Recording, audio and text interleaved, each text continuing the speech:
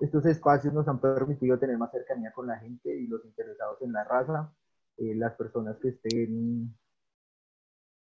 quieran ser parte de la asociación, que quieran ser creadores de ERSHAR, las puertas de la asociación están abiertas. Y también para las personas que quieran material genético, el próximo martes estaremos en la oficina sacando los pedidos para las rutas. Tenemos los pedidos para una ruta para la zona de Chiquinquirá. Entonces, los interesados, por favor, comunicarse a nuestras redes y a nuestros números de celular y WhatsApp. Bienvenido, doctor Gabriel, y damos inicio a la conferencia. Bien, muy buenas tardes. Pregunto si mi audio es bueno.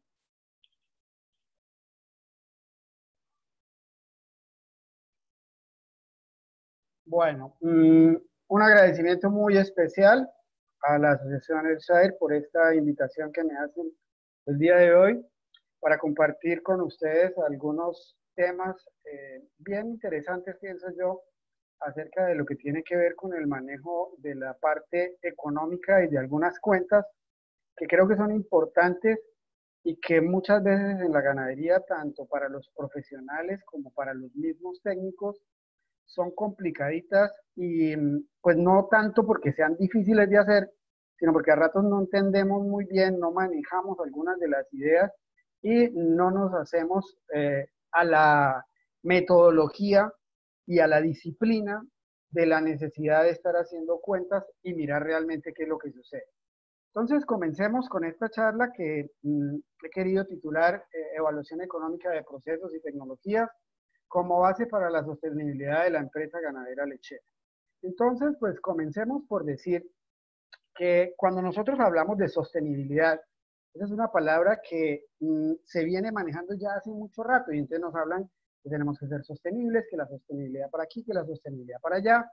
Y resulta que pues cuando hablamos de sostenibilidad, normalmente lo primero que se nos viene a la cabeza es algo como eso, un paisaje ecológico bien bonito, el cuidado de las aguas, el cuidado de los arbolitos, la fauna y la flora silvestre y todo ese cuento.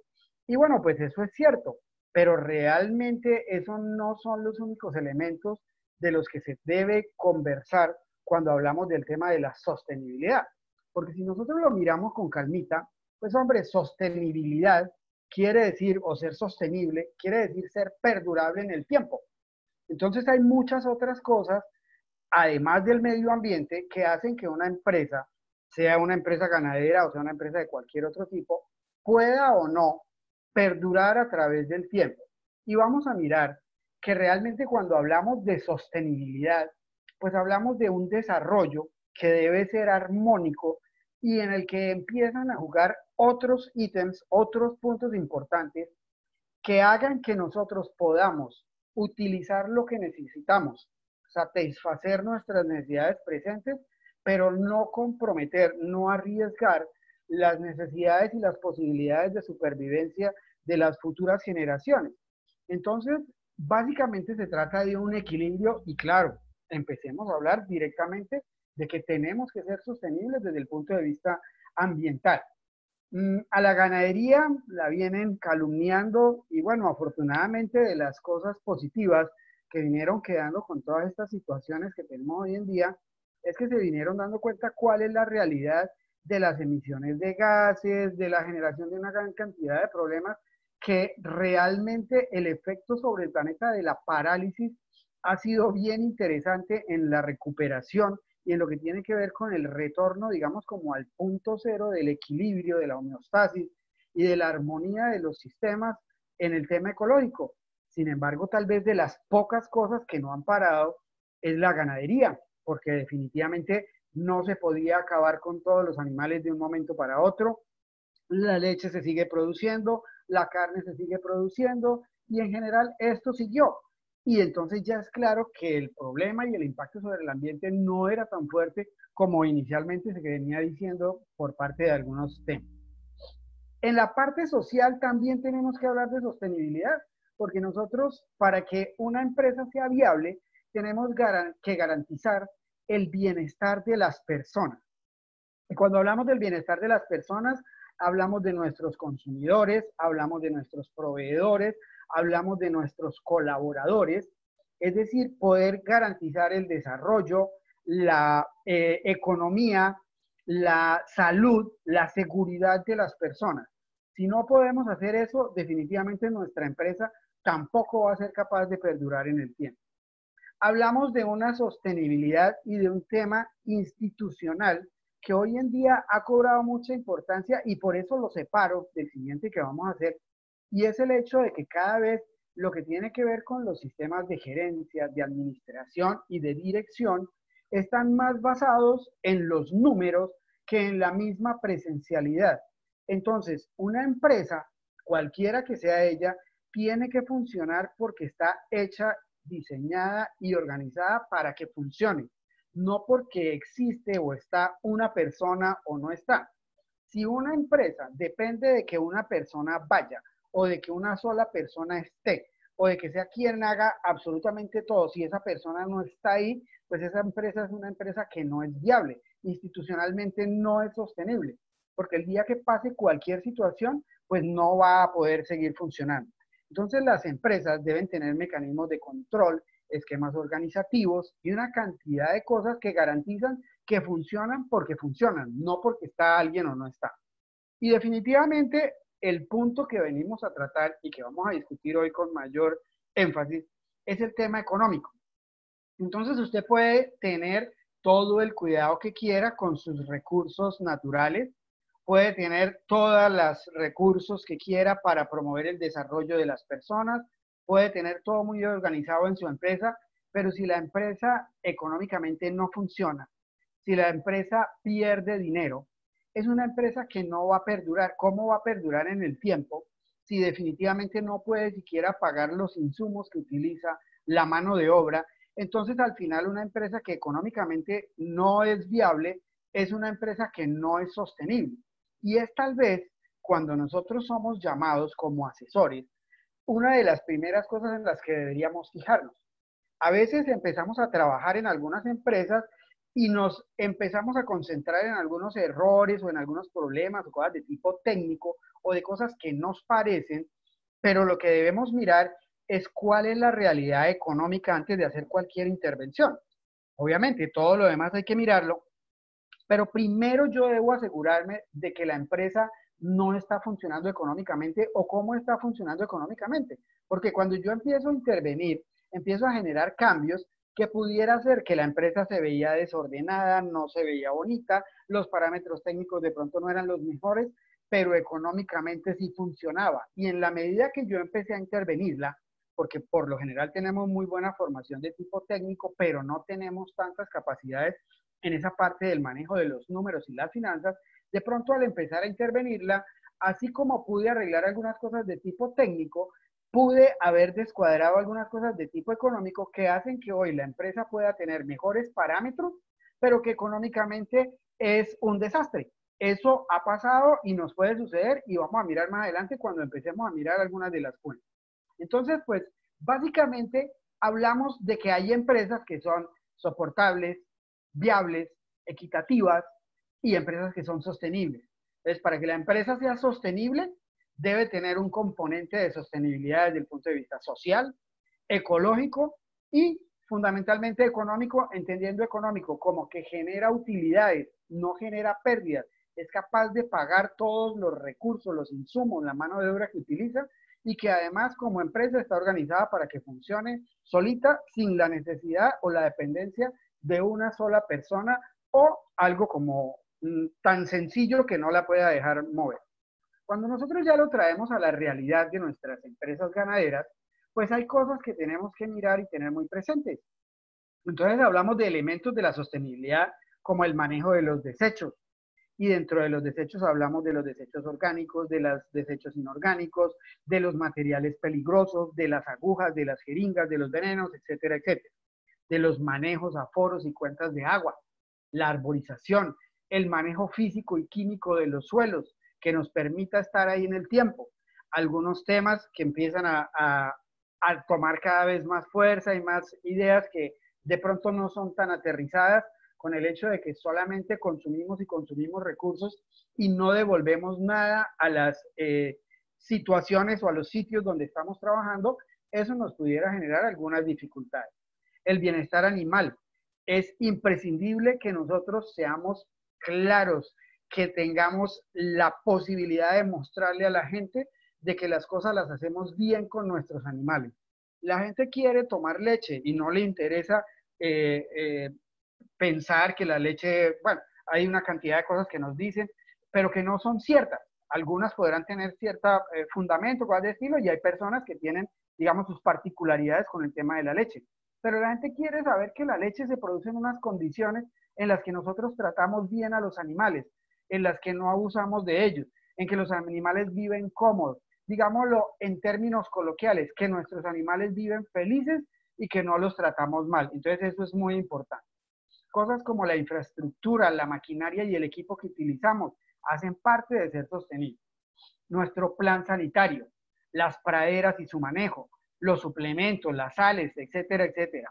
Y algo muy importante que finalmente hoy es una de las cosas que más marca en nuestra economía es la calidad de los productos que producimos. A eso tenemos que apostarle y apostarle muy duro, no solamente porque es una gran ventaja para nuestros consumidores y es nuestro objetivo.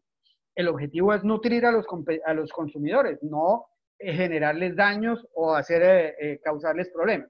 Entonces, en la medida en que nosotros tenemos productos de alta calidad, hoy en día no solamente tenemos mejores mercados, somos más competitivos, sino que además nos están pagando mucho mejor. Y obviamente, como ya lo mencioné, pues toda esa parte de sostenibilidad empresarial. Empezar a pensar si nosotros tenemos diseñada una misión, si tenemos diseñada una visión, si tenemos claros los objetivos, si tenemos un organigrama, si tenemos manuales de funciones y muchas otras cosas y elementos de la administración que hacen que realmente las cosas sean o no sean viables. Entonces, si empezamos a describir lo que es el ciclo de una de nuestras hembras, nosotros empezamos con el nacimiento. Y fíjense ustedes que empieza un proceso que en la medida en que nosotros vamos poniendo insumos, la ternera nace y nosotros empezamos a manipular o a utilizar recursos que tienen que ver con la alimentación, con la sanidad y otros, y eso nos genera una curva de crecimiento. A medida que la ternera va creciendo, nosotros previamente tenemos organizadas y definidas ya unas políticas reproductivas y entonces decimos que en cierto momento esa ternera llegó a la edad o al peso para su primer servicio. Cuando ella está en el peso del primer servicio, pues es muy importante que yo tenga unos sistemas de manejo muy bien organizados que me permitan detectarlas rápido, porque si no las trabajo, si no las miro, si las tengo por allá lejos, pues seguramente me pueden pasar muchos días entre el momento en que la ternera ya estaba lista y en el momento en que yo me di cuenta de que estaba lista. Entonces, ahí es bien importante ese manejo. Una vez la servimos por primera vez, pues va a pasar un espaciecito de tiempo que tiene que ver con los servicios por concepción, la capacidad del inseminador o la capacidad de los toros y unos temas bien importantes de sanidad que van a generar esa distancia entre el servicio y la concepción, que ojalá fuera lo más corta posible. Después de eso, pues nuestra novilla va a tener un tiempo de gestación, normalmente 285 días, días más, días menos, algunas variaciones con la raza, unas menos importantes con el sexo de la cría, cosas de ese estilo, y finalmente nuestra novilla va a parir por primera vez.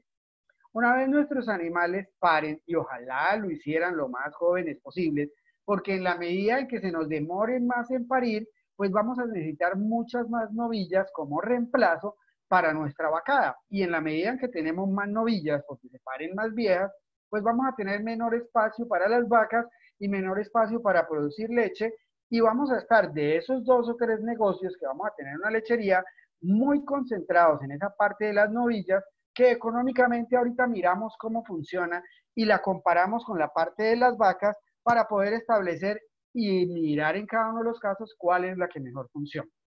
De hecho, entonces, pues una vez la novilla pare, nosotros empezamos nuestra producción de leche. Y esa producción de leche, ese volumen total de leche que nos da la novilla o la vaca en la lactancia ya, depende básicamente de 2 cosas. una de la producción diaria y la otra de la duración de la lactancia. Entonces, pues a veces se habla de las vacas de 20 litros, de las vacas de 30 litros, pero recordemos que la curva de producción de las vacas no es plana. Entonces no es lo mismo cuando nosotros hablamos de una vaca que promedió 20 litros en la lactancia o que promedió 15 litros en la lactancia, a cuando nos mencionan una vaca de 20 litros y resulta que esos 20 litros no fueron el promedio de la lactancia, sino la leche que la vaca dio un día en su vida en el pico de la lactancia. Y resulta que la vaca que pica en 20 seguramente no le promedia más de 10 litros, pero la vaca que le promedia 15, 18 litros es una vaca que tuvo que haberse picado bastante cerca de los 25, 28, 30 litros. Entonces estamos hablando ahí de dos cosas diferentes. Y lo mismo la duración de la lactancia, que en algunos casos por ineficiencia reproductiva se alarga demasiado, entonces hablamos de vacas con producciones monstruosas, pero pues que básicamente duraron 1 año y medio o incluso a veces hasta casi 2 años dando leche. Y eso pues realmente no tiene mucho chiste porque no es lo que queremos hacer. Por eso es tan importante que nosotros miremos que cuando hablamos de eficiencia está también la parte reproductiva, no solamente la producción.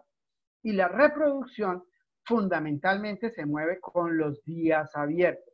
¿Por qué? Porque los días abiertos más la gestación, que realmente la podemos considerar como una constante, son las que dan el intervalo entre partos, es decir, las que nos dicen cada cuánto va a parir una vaca. Entonces, pero yo la gestación no la puedo modificar. La única que puedo mover y de la que puedo dar cuenta es de los días abiertos. Entonces, para los días abiertos tenemos como dos periodos. Uno entre el momento en que la vaca pare y el momento en el que se sirve por primera vez. Eso depende mucho, sobre todo del manejo nutricional en términos energéticos de la primera etapa de la lactancia. Vacas que son altamente productoras o cuando menos que producen más leche que la comida que les estamos suministrando es capaz de soportar, y ahora más adelante lo vamos a ver, son vacas que se van a adelgazar, van a perder condición corporal y se van a alargar demasiado en este espacio. Entonces nada saco yo con no suplementar la vaca y que la vaca sea una buena productora si la vaca se va a adelgazar, va a caer muy rápido en la producción de leche y se me van a alargar los días abiertos. Porque básicamente después de que la vaca ya entró en celo por primera vez, pues la diferencia entre que entre en celo y quede preñada, pues es mucho más debida de pronto a problemas de tipo sanitario o a problemas del manejo de la inseminación o de los programas de monta que cualquier otra cosa. Básicamente, entonces ahí es donde tenemos esta limitación. Por otra parte, cuando nosotros hablamos ya de la eficiencia en las vacas, pues es muy importante que tengamos claro que nuestros animales tienen una etapa o una vida útil, una vida productiva. Y de esa vida productiva o el tiempo que nos dure la vaca va a depender del lapso que transcurre entre el primer parto y el momento en que la vaca se va para descarte. Entonces, esos años que la vaca nos dure son los que nos van a dar la tasa de descarte. Y esa tasa de descarte, sumada a la tasa de mortalidad, nos va a dar la tasa de salida de vaca.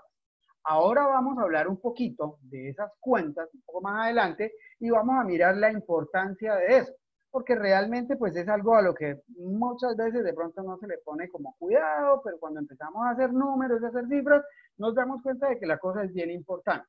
Entonces al final, fíjense ustedes que para que nosotros tengamos una buena eficiencia de producción de leche, cuando hablamos de nuestras vacas, pues debemos tener una parte productiva que nos funcione, una parte reproductiva bien organizadita, un tema de duración y permanencia de nuestras vacas que es muy, muy importante. Pero además de eso, también unas fases de crianza y levante de las novillas que nos permitan establecer un buen balance entre este negocio de la producción de leche y el negocio de la producción del reemplazo. Entonces, eso es básicamente cómo funciona ese sistema de producción. Si nosotros miramos ya al interior de nuestras explotaciones lecheras, pues el concepto es más simple. Fíjense que tenemos tres negocios. Un negocio donde tenemos las vacas en producción. Esas vacas en producción pues están destinadas a producir leche y crías. Básicamente ellas lo que tienen es que parir y dar leche. Tenemos una fase de crianza de terneras en las que subimos esos animalitos, los pasamos de acá recién nacidos, les empezamos a dar lechecita, empiezan a crecer, luego las destetamos y tenemos una fase de levante de novillas. Y miren ustedes que al interior de la finca, entonces empezamos a tener unos flujos.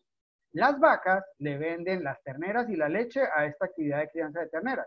Y estas terneras venden las terneras ya desteticas a la actividad de levante de novillas. Y el levante de novillas le vende las novillas ya listas para parir nuevamente a las vacas. ¿Por qué? Porque estos flujos internos tienen que responder a la organización de estos negocios y darnos la posibilidad de poder sacar animales del sistema. Entonces, podemos sacar, por ejemplo, de las vacas, pudiéramos vender terneras recién nacidas. En algún caso pudiéramos tomar una decisión de eso y debemos mirar bien si vale la pena o no vale la pena. Debemos sacar vacas que pueden salir o bien sea por descarte, porque ya la vaca no funciona más, o porque de pronto decidimos que no vamos a esperar a que la vaca pierda su valor del todo y vamos a vender las vacas un poquito mejor vendidas, pero esa es una decisión que también debemos revisar. Los machos normalmente los sacamos bastante pequeños por un tema económico que también vamos a mirar ahora, vamos a revisar, y el negocio principal de todo el sistema, que es la producción de leche. Además, también podríamos vender unas terneritas de tetas si quisiéramos, las que nos sobren, o podemos vender ya unas novillas listas para parir o un poquito más adelantadas. Básicamente, en este juego lo que vamos a tener son animales que pudieran salir de descarte, básicamente de descarte de algunas vacas, los terneros y muy poquiticos animales de las otras categorías. Los demás serán animales sobrantes, animales que yo no necesito. Si yo tengo 100 vacas, lo ideal sería que no se me fueran por venta y muerte, descarte y muerte, digamos, más allá de entre 15 y 17, máximo 20 vacas al año. Si se van 20 vacas al año, pero yo con esas 100 vacas logro tener unas 80 crías, perdón, de esas 80 crías, 40 serán hembras, y entonces como están naciendo 40 hembras, yo solamente voy a necesitar reemplazar 15 o 20 vacas.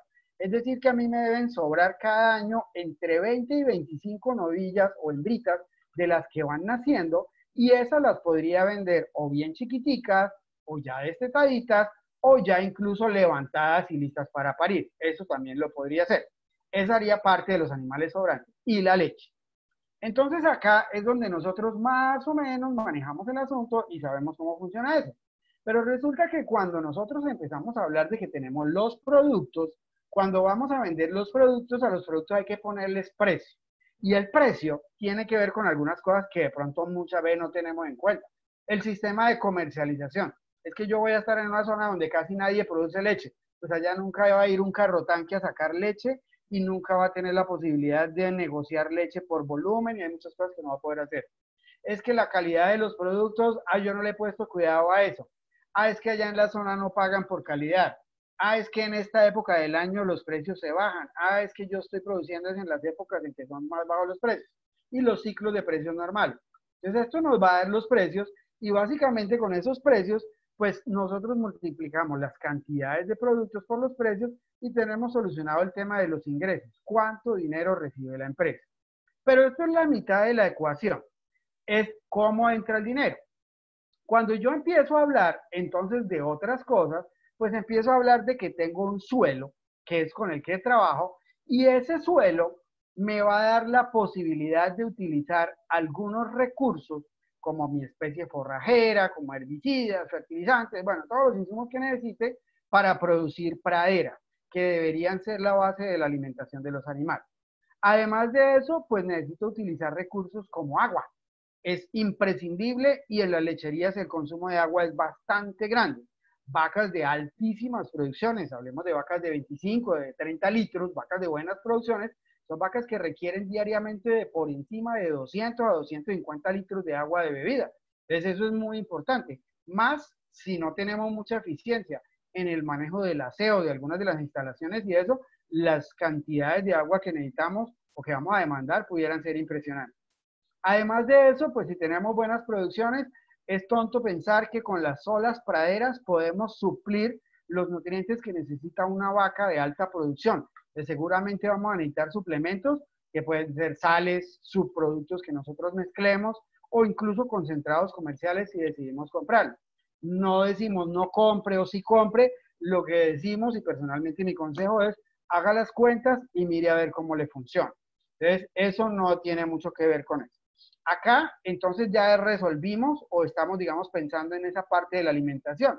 Pero además de la alimentación, también tenemos que hacer unos manejos de sanidad, tanto preventivo como curativo. Ojalá hiciéramos muchísimo más en prevención que en curación, porque la curación es costosa, no solamente por la cantidad de insumos y fármacos que hay que utilizar, sino por las pérdidas que se producen o que se generan en productos que no se van a generar en los días que estemos tratando de curar. Entonces, la preventiva funciona mucho más económica, es antes de y normalmente no nos genera disminuciones en producción tan grandes. Obviamente, por ejemplo, en estos días estamos en los ciclos de vacunación de fiebre aftosa y estamos haciendo una cantidad de cosas muy fácil. Una finca que estaba produciendo 1.600, 1.700 litros, después de la vacunación, 1 o 2 días, se viene a 1.500, 1.400 litros. Pero eso no es nada comparado con que le tuviera un episodio de fiebre aftosa por no prevenirlo, y ahí sí quedaría en ceros, y no solamente para el momento, sino por un largo tiempo. Además de eso, pues utilizamos mano de obra, tenemos maquinarias y equipos que se van depreciando con el tiempo, van perdiendo su valor, produzcamos o no produzcamos. Tenemos unos manejos administrativos y gerenciales, tenemos personas trabajando ahí y tenemos algunas cosas que tienen que ver con comercialización y otras en las que gastamos dinero. Al final todo eso arma una sola lista de costos. Y cuando nosotros empezamos a comparar los costos con los ingresos, pues entonces ahí es cuando empezamos a hablar de la eficiencia económica, y lo primero que siempre hemos pensado, con lo que hemos trabajado, es con la utilidad y con la rentabilidad.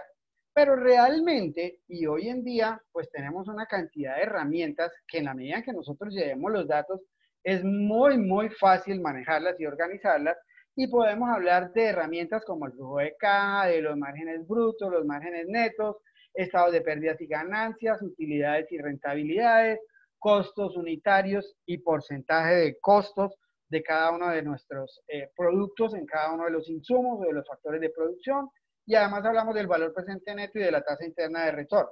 Una de las cosas más importantes es hacer acá el análisis, porque si nosotros no miramos los números, nos contentamos, yo podría contentarme con decirme que la natalidad me dio el 75% y es un número excelente, muy bueno, 75% sobre vacas, pero ¿cuánto me está costando eso? ¿Estoy siendo viable o de pronto sería mejor que tuviera una menor natalidad y ahí sería más viable o más rentable o podría generar más utilidades? Esa es otra cosa que tenemos que mirar. Generar muchas utilidades no es igual o no es lo mismo que ser rentable. Hay empresas que generan una gran cantidad de utilidades, pero tienen una baja rentabilidad. Y hay empresas que tienen una alta rentabilidad, pero generan bajo nivel de utilidades. Ahora hablamos un poco sobre eso.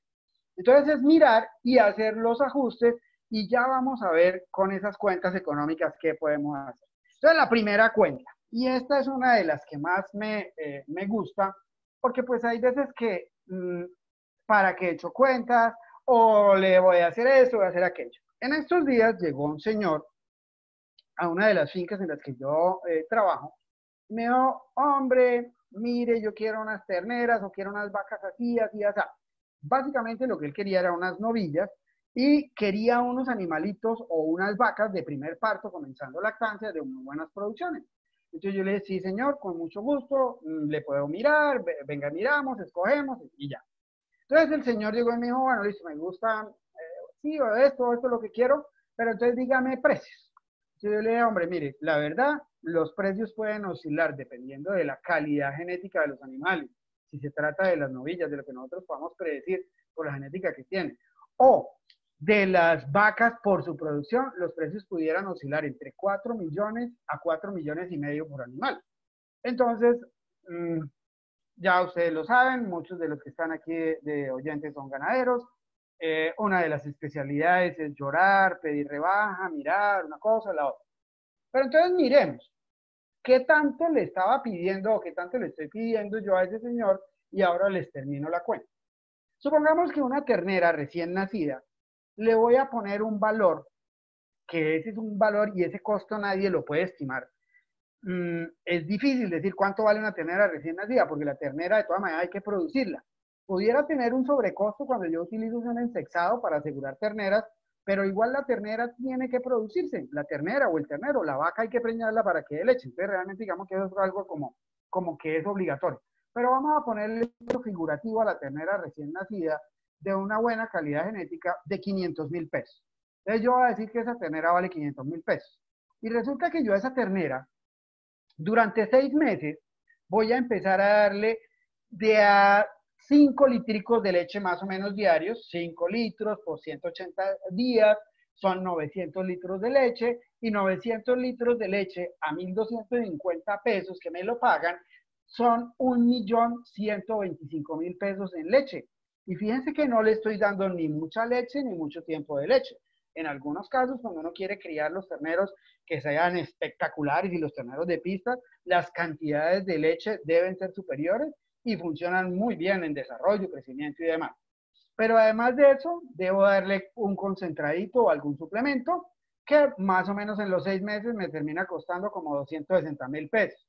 Come forraje, que es de lo más barato, salecita, tengo salacunas, entonces tengo unos costos de camas, tengo algo de mano de obra, etcétera, etcétera, etcétera, etcétera. Entonces cuando yo llego acá, resulta que la ternera se ha comido 303.000 pesos mensuales en los 6 meses, es decir, que vamos en 1.821.000 pesos. Y la ternera tiene 6 meses. Y cualquiera de ustedes que maneje terneras podrá revisar estas cuentas y se dará cuenta de que no estoy exagerando y de que esos son los números. Además de eso, pues cuando esta ternera ya salió acá con estos valores, esa ternera tiene que pasar a una fase de levante. Y en esa fase de levante, pues va a comer concentrado, algo de suplemento por lo menos, va a comer forraje, que es de lo más económico, pero también va a tener sal y bueno, algunas de las otras cositas y algo de mano de obra. Resulta que en esta fase de levante vientre, pues en más o menos, como aquí no la llevé a un ritmo de comida exagerado, aquí tendría 6 meses, pero seguramente acá debe llegar o debe estar lista prácticamente para parir, no a los 2 años como uno quisiera, porque no es un ritmo de costos muy alto, muy acelerado, pero a los 2 años y medio sí va a estar pariendo.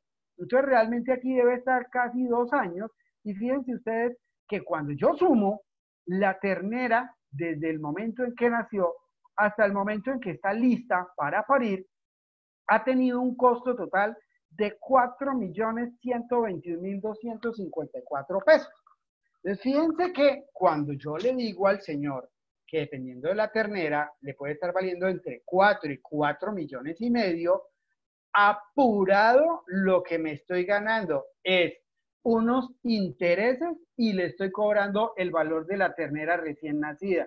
Nada más.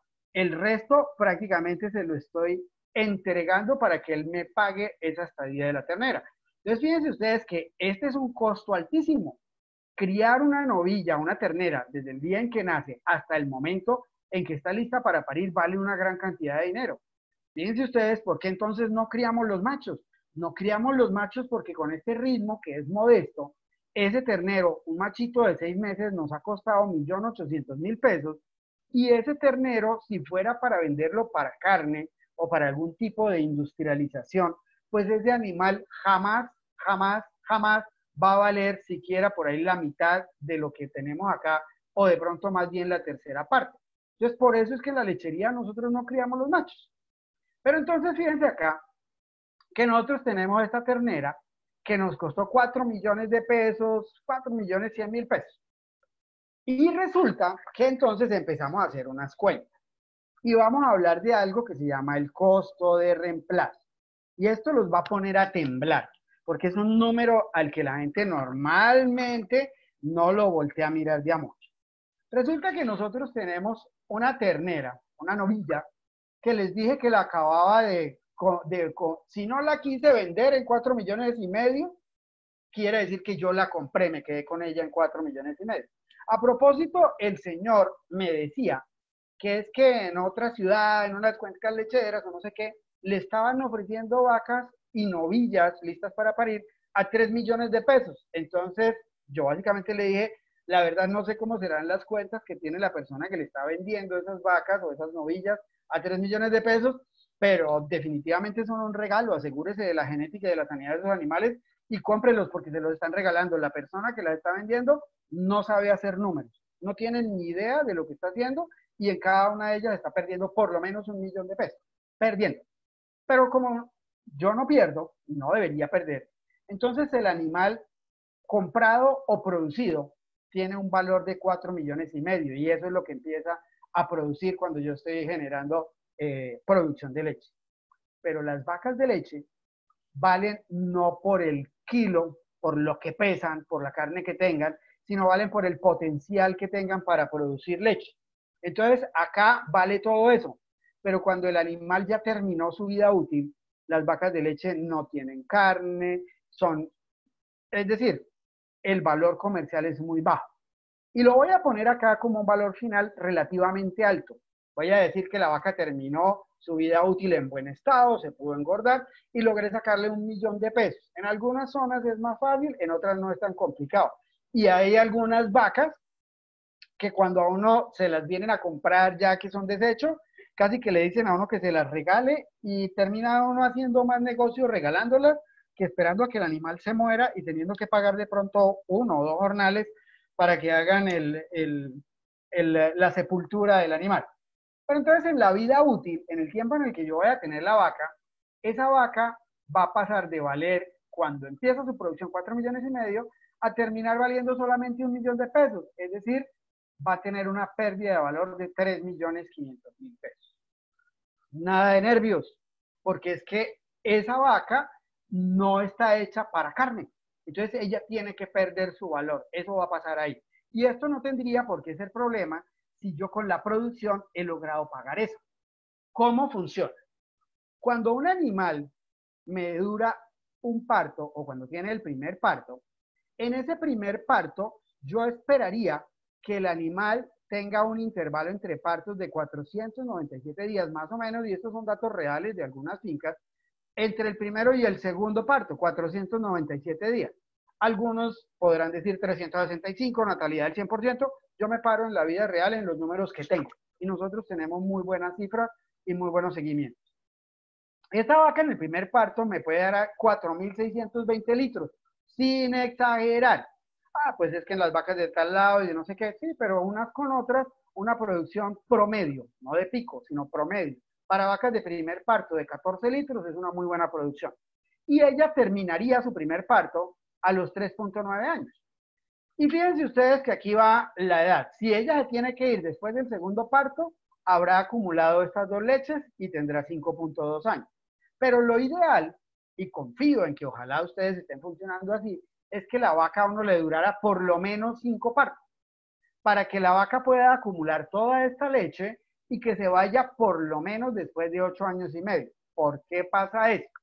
Porque fíjense ustedes que si la vaca se va de 8 años y medio y había parido de 2 años y medio, pues esa vaca me duró en el acto 6.2 años. Y sabían ustedes que en 6.2 años, esta pérdida de valor de la vaca de 3.500.000 pesos corresponde a 1.536 pesos por vaca por día. Es decir, si sus vacas se van de la finca en promedio a los 8 años y medio, mis estimados ganaderos que me están oyendo, si usted tiene 100 vacas, en este momento que estamos hablando, terminando el día, le informo que usted tiene 153.000 pesos menos de lo que tenía esta mañana. Eso fue lo que sus vacas perdieron de valor, sus 100 vacas, simplemente porque el reloj dio las vueltas del día de hoy. Entonces, aquí tenemos la leche acumulada total de la vaca en la vida, porque como dio los 5 partos, y fíjense ustedes que el costo de producción por litro de leche en reemplazo, pues va a ser relativamente bajo. Pero a medida que mi vaca se tiene que ir más joven del hato, pues realmente lo que va a suceder es que el costo de producción por litro de leche va a ser mucho más alto. Es que a mí me pagan 1.000 pesos por litro de leche. Sí, si le pagan 1.000 pesos por litro de leche, tenga en cuenta que de esos 1.000 pesos, 140 pesos son para reponer las vacas con las que está produciendo su leche. Si su vaca le dura menos, pues el costo de producción por litro en reemplazo va a ser mucho más alto y una vaca que le duró un parto nada más, seguramente ni siquiera se va a pagar ella misma. Fíjense ustedes cómo funciona el tema del costo de producción por litro de leche en reemplazo a medida que las vacas producen durante más lactancia. Entonces, si no produjo sino una, ahí tenemos el costo altísimo. Pero fíjense que ya después de la quinta, sexta lactancia, pues la disminución, si bien es cierto que es importante, porque cuando aquí estamos hablando de 120, 130 pesos, aquí podemos estar hablando de 90 pesos. Pero realmente ya estos serían vacas que de acá en adelante, digamos que del sexto parto en adelante, probablemente son animales de edades bastante altas y que pueden empezar a tener problemas de otro tipo. Entonces es muy importante que nosotros tengamos presente que en la lechería es muy importante que las vacas nos duren. Cada vez que tenemos que sacar una vaca del hato, lo que tenemos que hacer o lo que estamos haciendo realmente en ese momento es tomar un animal y venderlo por cualquier cosa, porque nos toca, por un dinero muy bajo, y reemplazarlo con un animal costoso. En las vacas de cría es diferente, porque incluso la vaca de cría tiene más carne que la novilla y termina valiendo más, así por kilo valga menos. Pero en las vacas que están destinadas a la producción de leche, lechería especializada y o doble propósito, tenemos que ser muy cautelosos. No podemos darnos el lujo de hacer unas tasas de descarte tan supremamente altas porque eso nos golpea muy duro las finanzas. Y ténganlo presente, si usted es eficiente y tiene 100 vacas, por sí o por no, cada día en la tarde tiene 150.000 pesos menos que en la mañana, simplemente porque el reloj giró. Ahora, cuando nosotros empezamos a producir leche, entonces tenemos que mirar para cada una de las vacas y fíjense acá, vaca a vaca, este es el promedio más o menos de una de las fincas de las que estamos hablando. El intervalo entre partos es de 449 días. Las lactancias duran en promedio 328 días y sin exagerar. Hablando de promedios de vacas de primero, segundo, tercero, cuarto, quinto y una que otra que sobrevive de ahí para adelante, pues estamos hablando de vacas de 4.560 litros de leche. Entonces, cuando nosotros tenemos estas producciones, realmente lo que nosotros tenemos es esta cantidad de costos. Y estamos hablando de depreciación, mano de obra, concentrado, etcétera, etcétera. Cada una de las cosas, ¿cuánto nos cuesta en el ciclo? Entonces, por ejemplo, cuando hablamos del concentrado, hablamos de casi 2,5 toneladas, pero incluyen no solamente el concentrado que le dimos durante la lactancia y que ayudó a producir esta leche, sino que también hablamos del concentrado o del suplemento que le dimos a la vaca en el periodo de seca, porque eso lo tiene que pagar ella con la misma leche que dio mientras estaba en lactancia. Entonces, al final, fíjense ustedes que podemos sacar el valor total por ciclo de cada uno de los animales y empezamos a ver cuánto nos cuesta por litro producir la leche. La leche, fíjense ustedes, normalmente uno de los factores que más cuesta es la suplementación. Por eso cuando nosotros hablamos de lecherías especializadas de altas producciones, que tenemos que empezar a incluir granos o algún tipo de suplemento, pues nuestros costos se nos disparan y realmente hasta el 60% de los costos pueden ser generados por ese tema de suplementación. Y fíjense que las demás cosas no es que pesen mucho, pero básicamente la que mueve la producción de leche, pues es la comida. Y si yo no la puedo tener con los forrajes, el único camino que tengo es suplementarla vía algún tipo de materia prima adicional. Fíjense ustedes que de todas maneras, con este tema y este manejo de semiconfinamiento y suplementación, nos cuesta 765 pesos producir un litro de leche. Pero no tenemos mucho problema porque al final ese litro de leche hoy lo estamos vendiendo en 1.250 pesos. Es decir, que sí tenemos unos costos de cerca de 3,5 millones por cada ciclo de la vaca, pero también tenemos unos ingresos de 5,7 millones. Es decir, es un buen negocio, no es un mal negocio. Pero como les decía, hay negocios que son, o en los negocios hay que mirar la utilidad, hay que mirar la rentabilidad y hay que mirar el tamaño del negocio. Con mis estudiantes y con los chicos que hacemos cuentas, llegamos y hablamos y decimos, oiga, cuando usted tiene una menta y la menta la compra en 100 pesos y después va y vende la menta en 200 pesos, pues usted tiene una rentabilidad espantosa, 100%. Sí, pero se ganó 100 pesos. Pero resulta que de pronto usted puso una concesionaria de carros y compró un carro en 50 millones y lo pudo vender en 60 millones. Realmente no hizo una rentabilidad sino del 20%, pero se ganó 10 millones. Entonces fíjense que el primer negocio tenía una rentabilidad altísima, pero una utilidad muy baja.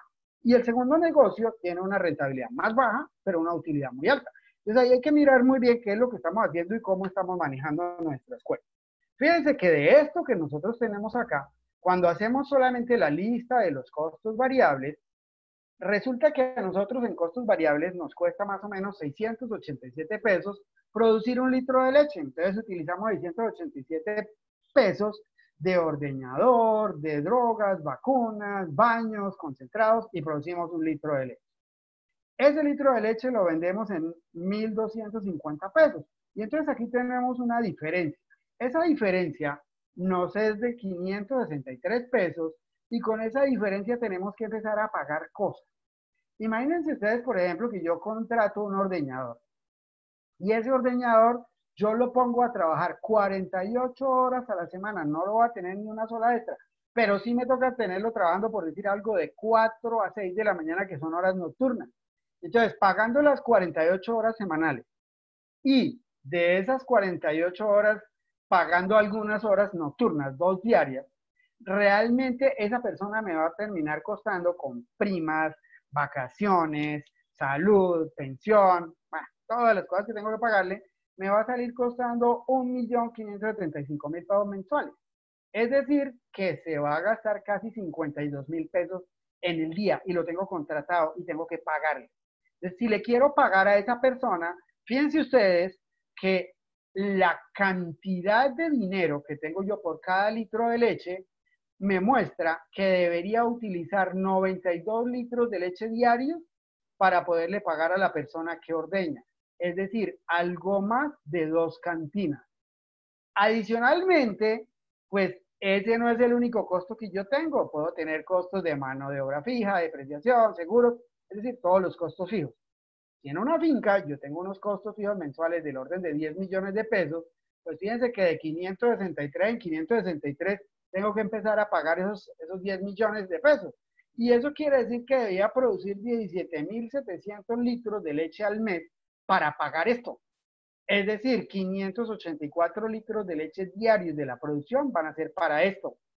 O sea que 39 vacas, si promedian 15 litros de las que estoy ordeñando, esas primeras 39 o 40 vacas son solamente para terminar de pagar los costos fijos. Y como no todas las vacas están en lactancia, porque las vacas duran una temporada lactando y otra temporada seca, si yo tengo 40 vacas acá, y esto es más o menos el 70% del hato, el otro 30% sumaría en total que yo debería tener 56 vacas como mínimo, entre paridas más las que estén secas, para poder pagar estos costos fijos. Si yo no tengo esta cantidad de vacas, no voy siquiera a poder pagar los costos. A partir de la vaca número 57 empiezo a generar utilidades. Si me voy a 55 vacas, no soy capaz de pagar esto y empiezo a perder dinero. Esto es una medida del tamaño mínimo de cada negocio y se llama en la administración el punto de equilibrio. Entonces, en muchos de los sistemas de producción en los que se quiere defender tanto producciones demasiado pequeñas y cosas de ese estilo, realmente no es un bien lo que estamos haciendo. A veces estamos haciendo un mal al evitar de que los pequeños productores se asocien entre ellos y en vez de tener 5 empresas de 5 vacas, hagan una sola empresa de 25 vacas o una empresa de 40 vacas. Es el fundamento de las cooperativas y de muchos otros modelos que se manejan en producción.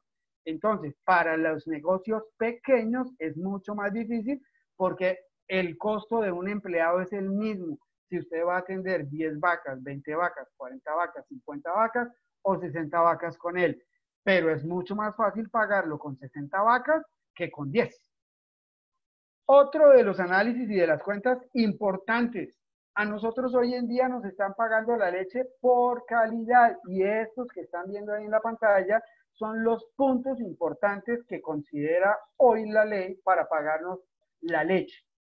Entonces, voy a hacer unas cuentas sencillas y resulta que cuando usted entrega una leche, y hago la cuenta con la región 2, porque nosotros somos lecheros especializados, pero yo trabajo en la región 2, donde nos pagan menos los gramos de sólidos, donde nos pagan menos, pero bueno, en fin. Fíjense que por solo calidad, si yo entrego leche con recuentos inferiores a 25.000 UFC, además del valor que tenga la leche, a mí me van a reconocer 105 pesos por bonificación obligatoria, más 15 pesos por el frío. Pero si entrego una leche de mala calidad, llena de bacterias, porque no controlo mastitis, porque no hago buen lavado, porque no tengo buena higiene, porque no tengo frío, pues en vez de pagarme estos 120 pesos adicionales, lo que van a hacer es que sobre el precio que me dé, me van a descontar 105.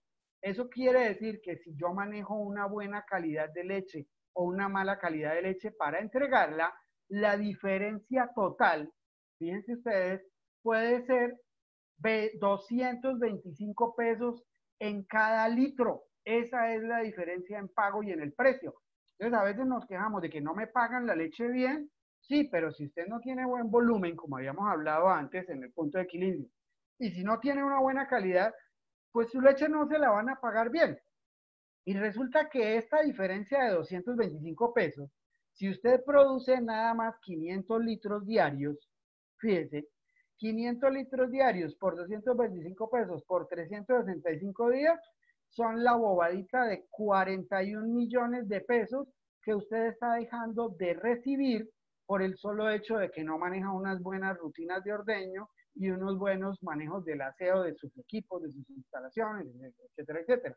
Entonces, esta es una cuenta muy importante. Ah, que si compro el tanque frío no lo compro, que si hago esto no lo hago. Fíjense usted, si produce 500 litros de leche y hay algunos tanques que incluso los pudiera comprar con 20 millones de pesos, el tanque en solo precio, si logra bajar las UFC, lo paga en 6 meses y le queda sobrando la plata de los segundos 6 meses. Cuando nosotros miramos, y esta es una de las partes que creo que algunos están esperando a ver en dónde vamos a decir o cuándo es que voy a decir todas las bondades y las bellezas de una u otra raza, pues la verdad es que no voy a ponerme a decir cosas que no son, sino que voy a mostrar los números que yo tengo. En algunas de las fincas que yo manejo, hemos hecho números y esto es lo que tenemos. Miren ustedes, vacas Holstein, estos son las concentraciones de proteína, de grasa, sólidos totales. Y cuando nosotros hacemos con los precios de sólidos totales para región 2, este es el precio al que nos pagarían el litro de leche. De vacas Holstein a 1081, de vacas Simmental puras a 1133, de vacas Ayrshire puras a 1137, de vacas F1 Ayrshire por Brahman a 1142, de vacas F1 Simmental Brahman a 1194 y de vacas Jersey a 1199 pesos. Fíjense ustedes que si esto fuera el 100%, esta leche nos la pagan 5% más, 5% más, 6% más, 11% más y 11% más. Pero hay algo que se llama el valor energético de la leche. Producir esta leche requiere mucha menos energía por parte de la vaca que producir esta o esta o esta o esta o esta. Esta leche necesita mucha energía. El valor energético de la leche es la cantidad de energía que se necesita para producir un litro de leche. Y resulta que para producir esta leche solamente se necesitan 4.8 megajulios de energía metabolizable. Pero para producir esta se necesitan casi 5.6 megajulios de energía metabolizable. Es decir, así como esta me la pagan 5% más, esta requiere 6% más de energía. Esta requiere 9% más, 8% más, 13% más y 16% más. Entonces, realmente, si bien es cierto que los animales pueden tener alguna ventaja en producción, pues también tienen unos requerimientos más altos en energía. La pregunta no es cuánta energía más o cuánto más me van a pagar, sino esto que representa en precio, y esto pues ya vimos lo que representaba en precio. Cuando yo lo hago con forraje, producir energía con el forraje es muy fácil, porque el costo por litro, los 4.8 megajulios producidos a partir de pasto de pastoreo, no valen más de 24 pesos. Aquí no valen más de 27. Entonces, fíjense ustedes que cuando yo estoy hablando de pastoreo, pues es una muy buena idea tener animales de mayores calidades de leche. Y fíjense ustedes que para el trópico tenemos unos muy buenos cruces, ¿sí? Con algunas razas como la Ayrshire.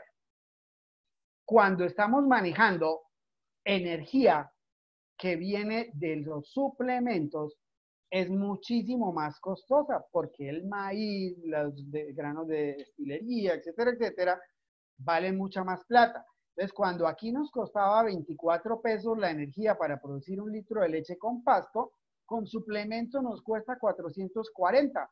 Y fíjense cómo va subiendo y llega el momento en que incluso el margen por suplemento es mucho mejor para animales de calidades no tan altas como estas, ¿sí? Pero básicamente sí deberíamos buscar animales con unos buenos niveles de calidad en lo que se refiere a composición de la leche con sol. Miren ustedes, este es un suplemento que nosotros preparamos. No es una fórmula mágica ni una receta universal. Esto está hecho específicamente para una de las fincas en las que yo trabajo, balanceada con las producciones. Manejamos 40% de maíz, 45% de granos de destilería, 15% de torta de soya. Eso nos da un suplemento con una composición final de 12 megajulios de energía metabolizable por kilo, 23.8 de proteína y un costo de 1.100 pesos el kilo. Si eso nosotros lo mezclamos con un pasto estrella africana, que tiene unos contenidos relativamente parecidos a lo que tienen en las zonas, en las cuencas lecheras con el quicuyo, por ejemplo, pues básicamente esto es lo que vamos a ver. ¿Qué pasa con una vaca liviana? ¿Qué pasa con una vaca mediana? ¿Qué pasa con una vaca pesada? Si no le doy suplemento, si le doy 1 kilo, 2 kilos, 3 kilos, 4 kilos, 5 kilos, 6 kilos o 7 kilos. Ya esta, por lo chiquita, no le puedo dar 6 kilos ni 7 kilos. Y esta mediana, pues ya no le puedo dar 7 kilos. Máximo le puedo dar a esta. Entonces, fíjense ustedes que en la medida en que la vaca sea más grande, pues claro, tiene mayor capacidad de consumo. No, es que las vacas más grandes consumen más forraje. Pues claro que tienen que consumir más forraje, pero llenan sus requerimientos de mantenimiento y con lo que a ella le cabe a una vaca pequeña en forraje, comiendo a boca llena, pues se mantiene viva y produce 7.5 litros de leche. Esta más grande se mantiene y produce 9.2 y esta más grande se mantiene y produce 10.8. Y a medida que les empiezo a incorporar suplemento en la dieta, pues claro, todas van a ir produciendo más y para eso no hay que ser un brujo. A esta le cabe más, pero también produce más. Entonces esa pelea que tienen, que es que las pequeñas, que es que las medianas, que es que las grandes, sí, donde usted tiene una grande tiene dos pequeñas, pero las dos pequeñas no tienen una capacidad de consumo tan parecida como a esto, y de pronto las dos pequeñas, no conozco dos de las pequeñas que con el precio de una grande usted pueda comprar dos pequeñas, incluso creo que las pequeñas a veces valen más que las grandes. Entonces hay muchas cosas para mirar ahí. No quiero decir ni que las grandes son mejores, ni que las pequeñas son mejores, ni nada de ese cuento. Pero fíjense que hay que hacer las cuentas. Si yo les estoy dando 1 kilo, pues claro, esta vaca sube de 7.5 a 9.1, pero también le estoy empezando a dar 1.100 pesos más. Entonces, como subió 1.250 pesos de producción, algo como eso, pues también subió en los costos. Entonces, miren ustedes que la vaca diariamente, esta me puede dejar 9.300, esta 11.400 y esta 13.000.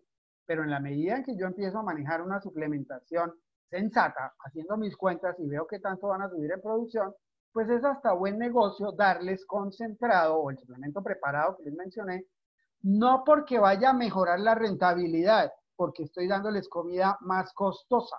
La rentabilidad va a disminuir. Lo que va a aumentar es la utilidad por animal por día. Y esos márgenes, pues no solamente ustedes van a decir, ah, sí, pero es que las vacas chiquitas no suben tanto, pero puede tener más vacas. Sí, señor, así es. Entonces esta pudiera tener hasta 52% más de capacidad de carga si le doy 5 kilos, obviamente porque no solamente ella no tiene capacidad de comer mucho, sino que además le estoy dando una buena cantidad de suplemento, entonces ella no va a comer mucho pasto. Al final, si yo hago ese ajuste por estas cuentas o por carga, fíjense ustedes que el margen sobre alimentación realmente en cuanto a cantidad de dinero es mucho mejor suplementar a una buena pastura vacas medianas y grandes que tienen una mejor respuesta económica en lo que se refiere a cantidad de dinero, a utilidad. Si lo miramos desde el punto de vista de rentabilidad, es mucho mejor tener vacas que no produzcan mucha leche y que no coman mucho suplemento, porque la poquita leche que van a producir o la leche que van a producir va a ser en su mayoría basada en energía barata que procede del pasto. Y si ustedes lo miran, esto no son, es decir, son las cuentas que nosotros nunca hemos querido hacer y que pensamos que para nosotros es más sensato de pronto trabajar acá como hacen los gringos que trabajar acá como hacen los modelos neozelandeses. Entonces acá les dejo la idea de que hay que hacer esas cuentas y miremos, mayor volumen de utilidad, pero menor rentabilidad. Menor volumen de utilidad, mayor rentabilidad. Habría que mirar a qué le vamos a apostar. Si tenemos datos de buen tamaño, grandes, pudiéramos pensar en más bien esto. Pero si tenemos datos o espacios relativamente limitados, pequeños, seguramente vamos a necesitar trabajar un poco más en esto, porque si no, no vamos a hacer punto de equilibrio. Otras cifras importantes, ahí así de manera como de historietas, les cuento, yo no hago trabajos de embriones, pero en las fincas donde trabajo miramos y estamos pendientes de los números. Aquí les cuento unos resultados de unos trabajos de embriones. La realidad fue esta. Hicieron unas aspiraciones foliculares y esta fue la cantidad de ositos que obtuvieron, 13.1 por vaca. Pero de esos 13.1, cuando hicieron la primera escogencia, dijeron que eran 10.8 por vaca. Los llevaron para el laboratorio, hicieron fertilización in vitro con semen sexado y al final los embrioncitos que maduraron y que trajeron para poner en las receptoras fueron realmente 1.7 por cada una de las donadoras, después de que teníamos la ilusión de los 13, ¿no? Y de esos 1.7 por donadora que pusieron, realmente se logró pegar la mitad. Es decir, básicamente por cada vaca aspirada y fertilizada in vitro, se logró obtener una preñez en una receptora. Ese fue el resultado técnico. ¿Eso qué representa en cifras? En cifras, pues quiere decir que en sincronización de 58 receptoras, por la cantidad de animales que estaban trabajando, se gastaron 4.200.000. En semen de las dos razas, fíjense ustedes, gastamos cerca de 1.200.000 pesos. En los pagos a los laboratorios se pagó por preñez pegada. Pues básicamente, digamos, esto no es, tengo claro que ellos no se llenaron de dinero por esto, ni los van a investigar por enriquecimiento ilícito, hicieron su trabajo, subieron, bajaron, fueron, hicieron, ecografiaron, transfirieron. Es más, tengo en mi cabeza que ellos perdieron plata con este cobro, pero lo que más nos cuesta es cada vez que nosotros paramos una receptora 3 meses a esperar a ver si la podemos preñar y resulta que termina saliendo como una de estas. Porque una receptora que duró 3 meses, si tiene 4 compañeras, es una vaca que duró 1 año sin producir nada. Y eso es lo que más vale en los trabajos de embriones. Todas las receptoras que no somos capaces de preñar y que no van a producir ni leche, ni crías y que además de todo siguen comiendo. Entonces, este fue el costo total de 32 millones de pesos, ¿sí? Para obtener un total de 14 preñeces confirmadas de 60 días. No están nacidos. Si nosotros hacemos la división, pues 34 millones entre 14 quiere decir que cada embrioncito pegado, confirmado de 60 días, nos terminó costando 2.300.000. ¿Se acuerdan de las cuentas que habíamos hecho de la ternera que nacida valía, le ponía yo el precio de 500.000 y terminaba valiendo 4 millones? Bueno, entonces ahora esos 500.000 cambiémoslos por 2.300.000 y vamos a tener una hembra de reemplazo que el día que esté parida nos va a estar haber costado algo como 6 millones de pesos o más. Y piensen en el dinero que tenemos que después recuperar con el tema de los costos de reemplazo con ese animalito. Entonces, pues básicamente los mensajes son, primero, miremos y tengamos la sensatez. Si nosotros vamos a incluir nuevos costos, miremos realmente y veamos cuál es el potencial de producción del animal. ¿Nosotros necesitamos animales de 30 o 40 litros? ¿O será que nosotros de pronto deberíamos apostarle un poquito más a los modelos neozelandeses de unos pastores bien sensatos, donde podamos hacer producción de leche, menos volumen, a menor costo? Hay que pensarlo y mirarlo.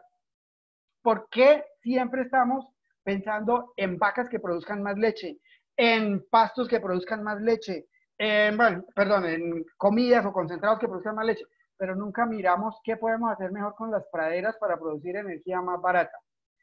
Hay muchas tecnologías que se pueden utilizar y que no les paramos bola. Hay cosas desarrolladas en el trópico, para el trópico hay una cantidad de investigadores en Colombia, en Venezuela, en Costa Rica, en muchos de los países, y que no hemos mirado bien cómo es el asunto. Cuando yo voy a hacer un cambio, no solamente debo mirar cuáles son los ingresos adicionales, es que voy a tratar de que la vaca produzca 2 o 3 o 5 litros de leche más, y entonces esos 5 litros de leche más van a valer X plata. Sí, pero si para eso tiene que gastarle 20 kilos de chocorramo a cada vaca, pues haga las cuentas de los costos y se va a dar cuenta que eso no le va a funcionar. Entonces es muy importante cada vez que usted va a cambiar la intensidad, a aumentar un factor, a mejorarlo, pues mirar cuál es la relación costo-beneficio de eso. El sistema de producción en la ganadería es eso, es un sistema de producción. Pero los ganaderos han vivido, y yo no tengo claro si es solamente acá en el trópico, porque realmente en América sí es muy parecido, con la ilusión de que aparezca un factor milagroso, una vaca de la raza X, Y o Z, que no come, que no le da sed, que no necesita absolutamente nada y probablemente, ojalá, ¿por qué no? Hasta se ordeña ella sola y no necesita mano de obra. Y es la que me va a salvar y me va a sacar de la olla. Entonces, eso yo creo que no existe y no va a existir. Un liquidito en un frasquito que son como las lágrimas de la Virgen y con eso usted va a triplicar la producción de sus praderas sin abonar, sin hacer manejos sensatos, sin airear los suelos, sin nada de eso no existe. Entonces, básicamente lo que nosotros tenemos que pensar es en que tenemos sistemas de producción y esos sistemas de producción tienen una serie de elementos que son como un carro. Un carro tiene llantas, tiene motor, tiene miles de cosas. Puede tener todo bien. Si las llantas no están bien infladas, el carro no funciona bien. No puede andar rápido porque en las curvas se despega, gasta más combustible. Eso mismo le pasa a nuestro sistema de producción. Entonces, en nuestro sistema de producción tenemos que tener claro qué es lo que hacemos. Nosotros utilizamos una serie de recursos, pasto, agua, sales, suplementos, equipo de trabajo, maquinaria, equipos, energía, información, conocimiento y todo eso se lo ponemos a las vacas. Las vacas lo transforman y lo convierten en leche. Esa leche nosotros miramos a ver cómo la negociamos y ojalá la tuviéramos negociada antes de que esté aquí en la cantina. Cuando estamos pensando en esto ya tiene que estar vendida. Y esa leche entonces la convertimos en dinero. Ese dinero nos debería servir para pagar todos estos costos y adicionalmente generar unas utilidades, porque si no generamos utilidades, la empresa, como les dije desde el comienzo, no es sostenible. Sea entonces este el momento de agradecer a todas las entidades o a las empresas que hicieron posible la realización y la participación en esta charla. Encabeza Hacienda Palomares con sus números, con su sistema de producción y con todos los trabajos que venimos realizando allá. Muy fuerte con la raza Ayrshire, también con la raza Simmental, ambas con resultados excelentes. A la gente y a las herramientas de software ganadero, en las que consiguen muchos de los elementos con los que estamos trabajando hoy en día y con las cuentas que ustedes vieron ahí y muchas otras más. A la Asociación Ayrshire de Colombia por la invitación, por la convocatoria y por este espacio para podernos comunicar, a la Universidad Cooperativa de Colombia y a la facultad que la llevo siempre conmigo. Y pues nada, no más. Básicamente, no se queden callados. Ahora espero que me fulminen a preguntas. Muchísimas gracias por su atención.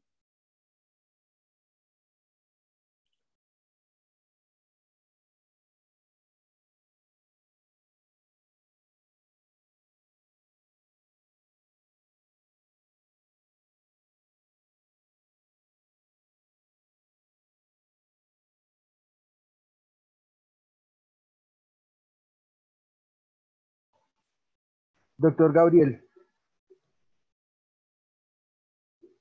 Doctor, ¿me escucha? Doctor.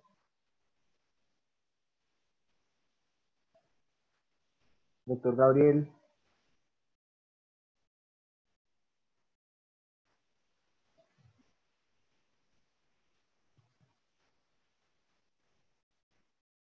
Doctor Gabriel.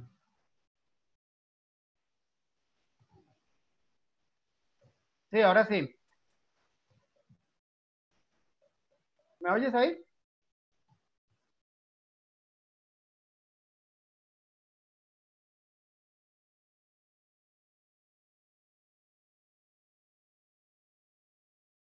A ver, a ver, a ver. Aló, doctor. ¿Ya me escucha? Sí, sí, sí, sí, claro, sí lo oigo.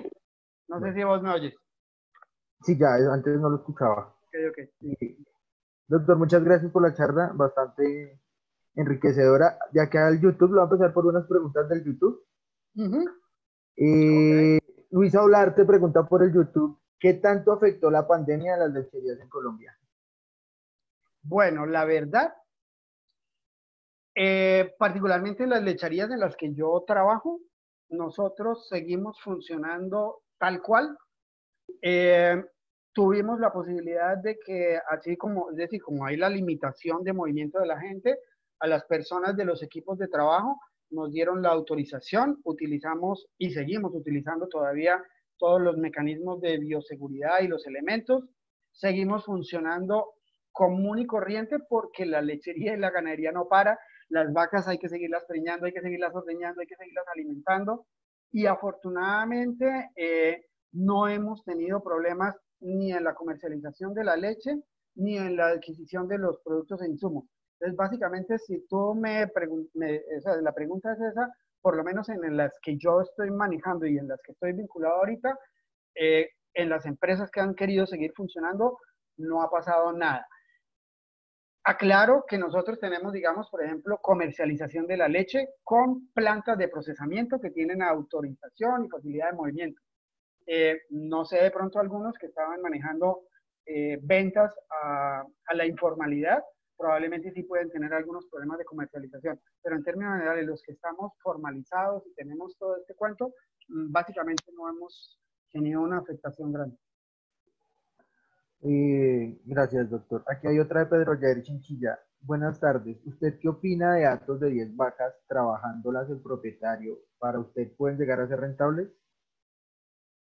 Pueden ayudar a la persona, realmente pueden ayudarle, pero fíjense que un hato de 10 vacas, pues si lo que usted tiene son 10 vacas, pues básicamente lo que tendría son 7 vacas en ordeño. Y 7 vacas en ordeño, si uno lograra sacarles en promedio de a 15 litros, pues no sería como mucha la leche, digamos que 7 por 15 estaríamos hablando de 105 litros y eso asumiendo que ya dejamos la leche para las terneritas. Y esos 105 litros, hablando de que me dejaran incluso hasta un margen de 600 pesos, pues serían 63.000 pesos diarios que me quedan luego de pagar la comida y ese cuento de cosas. Con 10 vacas, pues digamos una persona puede sacar algo más del salario mínimo y le funciona. Mm, no podrá mandar a sus hijos a estudiar a Harvard, definitivamente, ¿no? Pero digamos, de subsistencia, sí, puede ser. Listo. Eh, Acá Nelson Augusto Carrera pregunta, quiero saber qué métodos del tratamiento de pastos utilizan en Nueva Zelanda y si la podemos usar en Colombia. Bueno, básicamente, y nosotros en las fincas en las que estamos trabajando, lo que hacemos es básicamente trabajar en equipo con agrónomos o agrólogos que viven monitoreando los contenidos de nutrientes de los suelos. Básicamente también ellos ya tienen como calculado, digamos, los niveles de extracción de los nutrientes por parte de las especies forrajeras.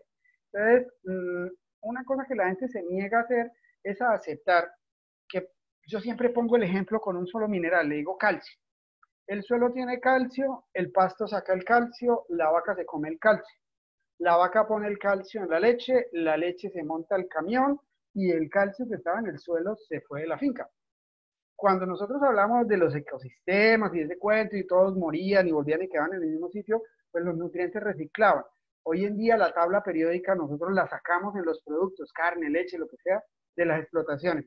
Si nosotros no nos reinventamos y miramos cómo es que vamos a devolverle a esos suelos, pues lo que vemos es lo que ha sucedido en muchas de las zonas agrícolas y en algunas ganaderas, que le dicen a uno, pero Gabrielito, es que hace 20 años esta finca cargaba 800 animales y hoy se ve apurada con 300. Claro, porque es que hace 20 o 25 años que estamos extrayendo y no les hemos devuelto nada. Entonces, básicamente se trata de eso, de manejar tanto las propiedades físicas como químicas de los suelos y no solamente con correctivos, fertilizantes, sino también con esa parte, digamos, de la interacción de más de alguna especie arbórea, arbustiva o forrajera. Y básicamente es darles el espacio a los agrónomos y a las personas que saben del manejo de suelo. Si no manejamos esa parte, con el tiempo seguramente nos vamos a complicar. Y una última acá por YouTube. No, ya quedan dos más. Fernando López de Mesa pregunta, ¿cómo se calcula la depreciación de una vaca? Básicamente, o sea, nosotros la vaca no la tomamos, o yo no la tomo como depreciación, sino como costo de reemplazo. ¿Qué fue lo que le hacía la cuenta que hicimos ahí? De que me costaba la novilla 4,5 millones cuando empezaba a producir y al final de su vida útil costaba 1 millón de pesos. Esos 3,5 millones de pesos, digamos, de pérdida de valor de la vaca, pues se dividen en el tiempo que me dure de vida útil y puede ser por día, como les decía, si dura 5 partos, son como 1.300 pesos diarios que pierde la vaca en valor. Si dura menos partos, pues es mucho menos. O la otra también por la producción de leche que tenga en la vida, lo podemos calcular por litro de leche, como quedó, como mostramos ahí en las diapositivas correspondientes. Y una última acá de YouTube es, ¿qué raza, Nilson Acosta pregunta, qué raza o cruce sugiere para una altitud de 2.900 a 3.000 metros sobre el nivel del mar, zona páramo? Bueno, esa es una zona bastante fría y básicamente ahí las razas europeas funcionan, o sea, es para una raza europea pura. Cuando nosotros hablamos, por ejemplo, del Ayrshire, mi familia toda la vida fue criadora de pardo suizo. Y yo de niño soñaba con una o dos vacas máximo que venían al final de los catálogos de semen de los toros Holstein y pardos suizos, y venía uno o dos animalitos del set. Y yo toda la vida soñé, porque nunca le pararon bolas a eso, que algún día tenía que tener una vaca de esas que estaban en la última página. ¿Por qué? Por gusto, nada más. Como si usted quisiera, se le metió en la cabeza que quiere comprar el carro X. Con el tiempo tuve la oportunidad de hacerlo y fue cuando yo entré en el mundo del Ayrshire, básicamente con unos animalitos para mis hijas. Son animales medianos, son animales de una buena rusticidad, son animales que pastorean muy bien, son animales que no les cuesta mucho trabajo alguito de lomas o cosas de ese estilo. Y hay animales dentro de ellos que tienen una muy buena fortaleza, puede conseguir de potenciales de producción entre medios y muy altos, lo que usted quiera. Me parece que una raza como el Ayrshire o el Socorrojo es una muy buena opción, pero de hecho no descarte alguna de las otras posibilidades. Creo que tal vez en ese clima y eso tan alto, sí no me metería con vacas muy pesadas. Buscaría entre vacas medianas o de pronto las pequeñas. pero Ayrshire es una muy buena opción. Doctor, vamos a entrar ya con los del chat de Zoom. Juan David Hernández pregunta, dice que la semana pasada vio una subasta de ganado en la que vendieron ovillas próximas en hasta 17 millones de pesos. Es decir, un La animal, Ayrshire la vi que se fue como en 9 millones y medio. 8,5, 8,5, 8,5. 8,5, algo así. Eso nunca se va a pagar en sola leche y lograr vender genética es una odisea hoy en día. Es decir, es complicado comprar caro, pero tampoco se puede vender barato. Exacto, lo que pasa es que por eso es que cuando uno va a comprar las cosas tiene que haber cuentas. Entonces, por ejemplo, el otro día, no, que hagamos un proyecto de GIR con no sé qué para sacar unas F1. Entonces, no, que unas novillas GIR puras, cada una vale 7.000 pesos, perdón, 7 millones o 9 millones o algo como eso. Claro, un animal de esos usted nunca es capaz de pagarlo. Hay que mirar realmente cuándo, cómo y con qué lo va a pagar. Eh, por ejemplo, ese animal o un animal que valga 8, 10, 12 millones de pesos, usted tiene la posibilidad de hacerle embriones, tiene el goodwill y todo ese cuento, de pronto pues lo pueda multiplicar de esa manera. Pero con ese costo que le mostré de los embriones, que un embrión hecho así me puede hasta valer como unos 6 millones de pesos, eh, yo preferiría comprar ya unas novillas volantoncitas o unas vacas que me estén mostrando producción en el primer parto y voy a la fija.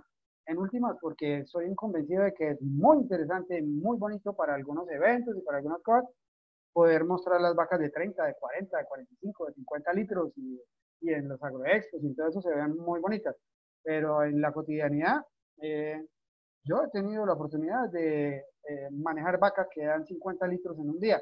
Y después la pregunta es préñelas y después es manténgalas sanas y una cantidad de cosas.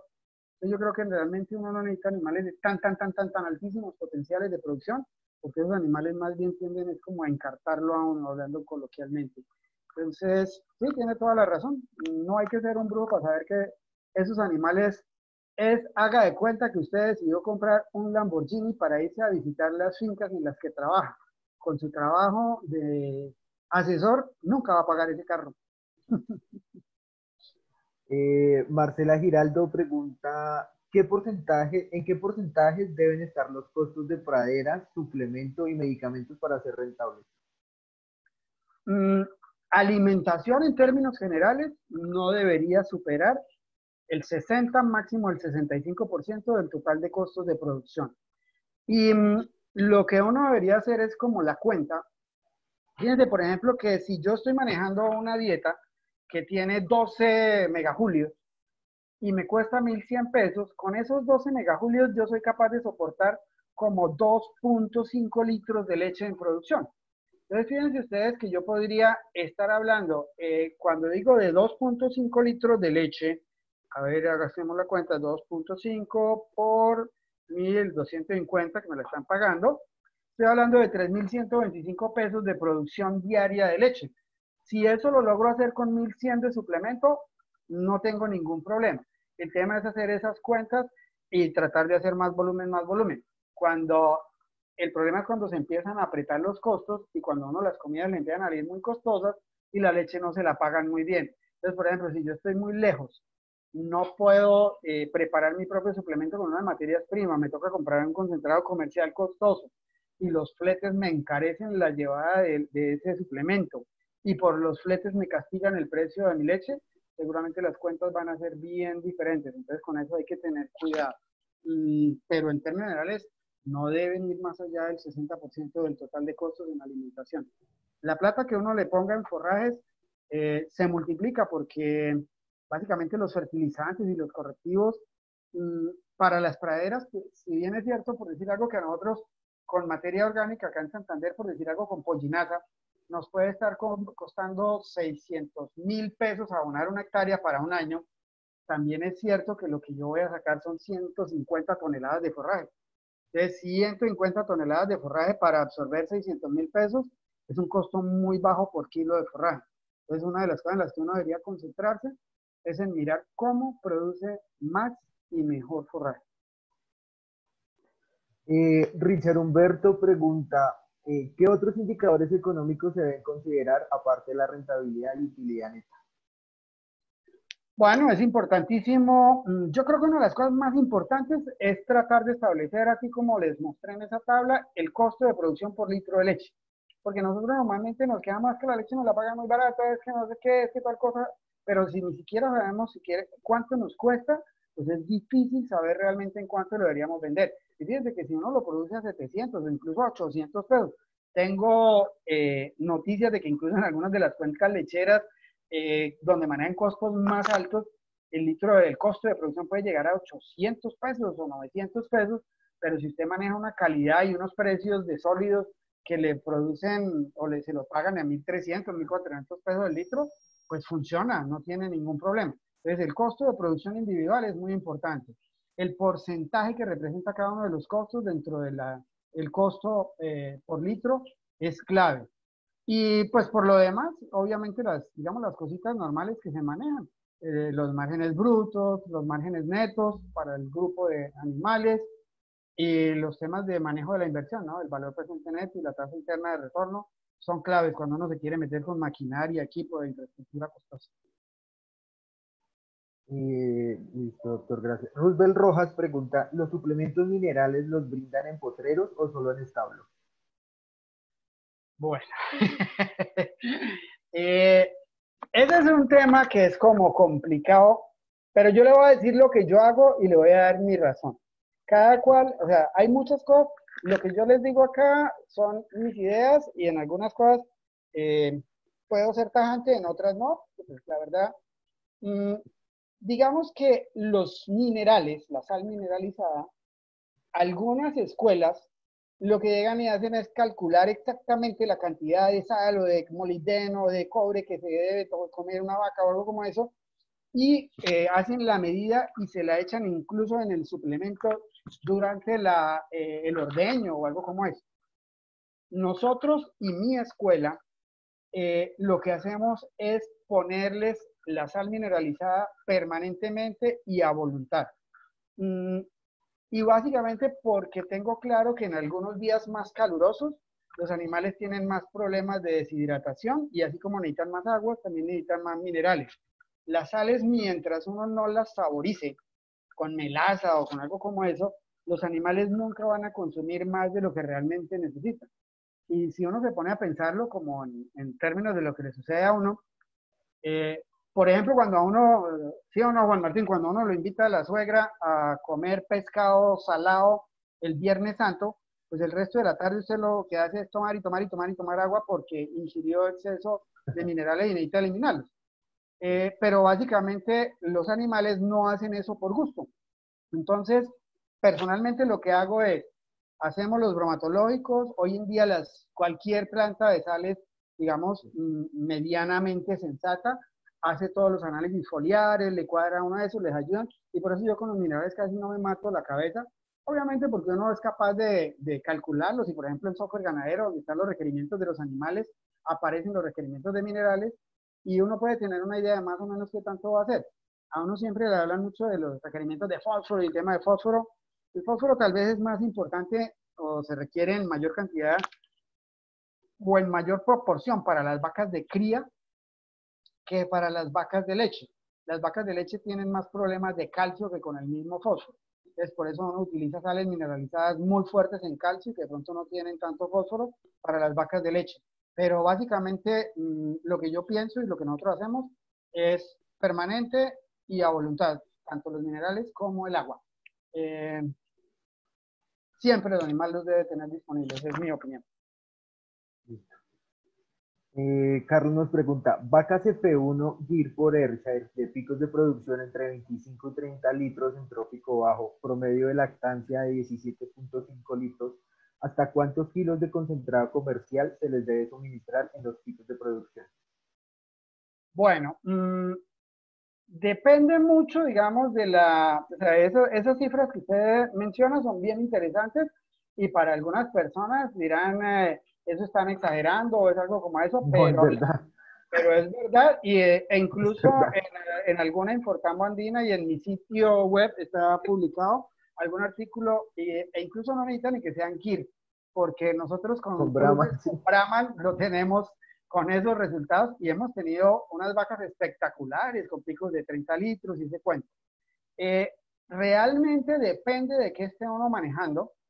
Si uno maneja cosas, por ejemplo, como el maíz, como almidones, la fuente de energía son almidones, uno no debería superar más allá del 40% de la capacidad de ingesta de materia seca de la vaca en suplemento. Es decir, si usted ya calculó que la vaca, por decir algo, le caben 17 kilos de materia seca, no debería darle más de 7 kilos por ahí, 7 kilos de concentrado en la medida en que ella lo necesite. Y obviamente 7 kilos para que la vaca le produzca 30 litros de leche, pues eso no es gran cosa, económicamente funciona. No se debería pasar de ahí. Cuando uno maneja suplementos, por ejemplo, como el que yo les mostré ahí, que nosotros balanceamos, los granos de destilería no tienen, o su fuente de energía no es de almidones, sino es de fibra. Entonces, cuando la fuente de la energía es de alta fibra, uno pudiera utilizar incluso más allá del 40% de la materia seca con suplementos. Pero hay que tener mucho cuidado, sobre todo cuando está uno dando suplementos a base de almidones en la energía. Y lo mismo también con algunas grasas. Cuando uno maneja grasas no debería pasar más allá del 5 al 8% del total de la materia seca, entre otras cosas porque empiezan a interferir con la digestibilidad de la fibra, porque empiezan a aumentar la rata de pasaje de todos los demás alimentos y porque pudieran generar sensaciones de saciedad que hacen que la vaca coma menos. Haga de cuenta como cuando uno va a un rodicio y lo primero que le dan son 2 chorizos y usted alentado va y repite y ya, oiga, deme otros 2 que están bien buenos, pues ya quedó listo porque pagó un montón de dinero porque iba a comer de las carnes más sabrosas, pero después de que comió 3 chorizos ya no le cabe ni un tinto. Entonces, con las grasas, cuando uno se pasa, pudiera tener esos efectos. Por lo demás, 7 kilos pudiera ser un buen número para esas vacas de altas producciones ahí en el pico, sin que tengan mucho problema. Pudiera subir un poquito más si tiene bastante fibra en el suplemento. Si no, es de que pico. Y haga las cuentas económicas, ¿no? Él también nos pregunta que para un hato de 60 vacas, ¿cuál debería ser el porcentaje de reemplazos en el hato con el mismo ganado de F1 GIR por él? Bueno, si a uno la vaca, si las vacas le duraran hasta los 10 años, poniendo un número, y empiezan a parir a funcionar a partir de los 3 como vacas, quiere decir que la vaca tiene una vida útil de 7 años y si a eso le subimos un poquitico la mortalidad, quiere decir que la tasa de reemplazo debería ser del orden del 15-17% anual. Entonces, cuando nosotros hablamos de 60 vacas por punto 17, estaríamos hablando de que cada año deberías estar reemplazando por ahí unas 10 vacas. Entre 10 y 12 vacas sería el tema. En esos datos lo complicado es hacer el reemplazo, ¿no? Dependiendo también del clima, sobre todo si está en clima cálido. Pero eso más o menos debería ser la reposición.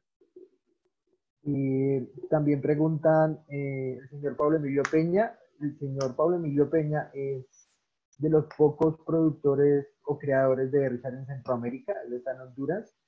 Y nos pregunta que qué opina el doctor Serrano de la adaptabilidad de vacas cercas puras a una altitud de 170 metros sobre el nivel del mar. Es más o menos a lo que está él, 170 metros.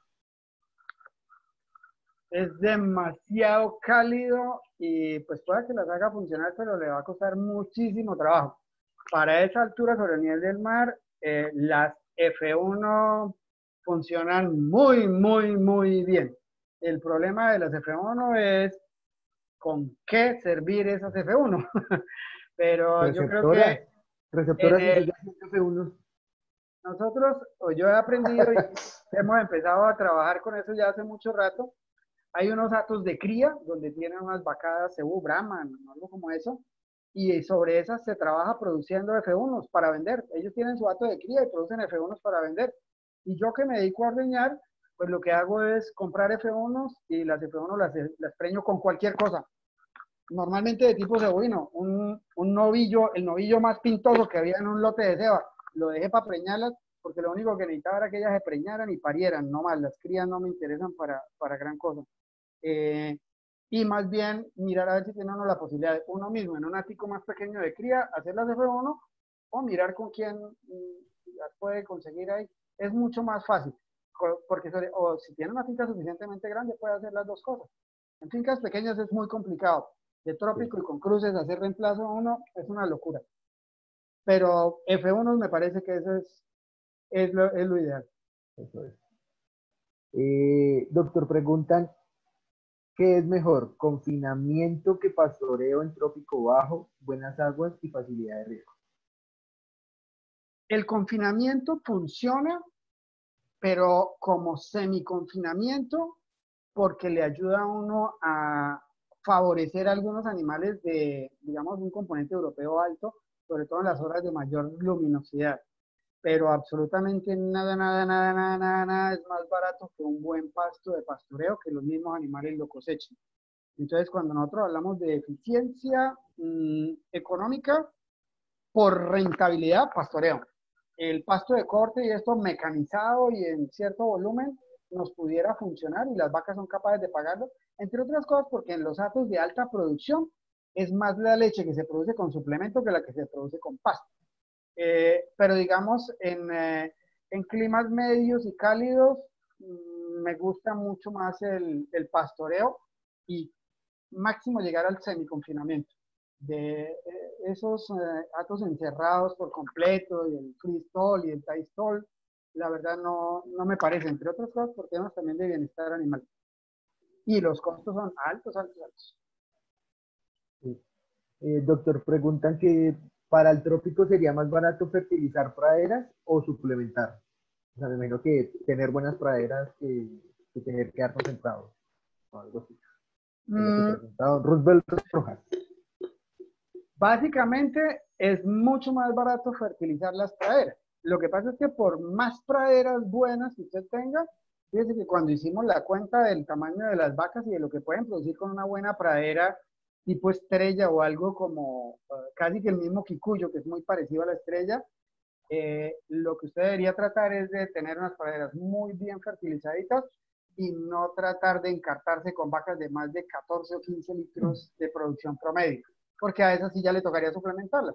Entonces, yo pensaría de pronto en el modelo neozelandés, producciones de leche no tan altas, unas praderas bien buenas que me aseguren calidad nutricional y capacidad de carga, y un toquecito de suplemento que no me encarta tanto, ¿no? Creo que eso es, sí, es muy buena idea la fertilización de pradera. Don Eduardo López pregunta que cuál sería su recomendación si se quisiera iniciar una ganadería y qué tamaño en espacio debe ser el mínimo considerado. Bueno, el tamaño en el espacio debe responder mucho a los niveles de producción que uno espera, cosas de ese estilo. Por ejemplo, cuando usted va a trabajar con los modelos que nosotros manejamos en climas cálidos, de tierras sabanosas, en el Cesar, uno necesita a veces hasta 40 novillos para sacar un salario mínimo, cuando hablamos de ganancias de peso de 10 kilos mensuales. Entonces, pues eso depende mucho de la zona en la que estemos trabajando, el potencial genético, pero fíjense que por lo menos para que una persona saque su salariecito, como mínimo necesita unas 10, 12 vaquitas bastante buenas, y pues si hay que compartirlo con un segundo operario, hay que mirar en modelitos de por lo menos, pensaría yo, para ordeño de 20 vacas hacia arriba. Menos es complicado, o serían cositas de subsistencia o por ayudarse nomás. Vale, doctor. Vamos con otra de YouTube y finalizamos una del chat de Zoom, que esas dos me parecen muy importantes de las últimas. ¿Cuál sería el promedio ideal por vaca para que sea rentable en una finca? No, es que rentable una vaca de 5 litros de leche puede ser rentable, ¿sí? El tema es que los costos no sean muy altos. De hecho, fíjense que la rentabilidad más alta la tienen las ganaderías extensivas y que generan incluso utilidades grandes porque son extensiones de tierra enormes. Entonces, donde usted no gasta nada con que por cada 10 vacas saque un ternero al año, pero si tiene 5.000 vacas, pues ya fue y recogió 1.000 terneros y sus costos eran cero, la rentabilidad es altísima. Yo pienso que de todas maneras uno debería apostarle en lechería especializada a promedios de 10 litros hacia arriba, utilizando unos sistemas de pastoreo con poquita suplementación. Menos que eso es muy difícil.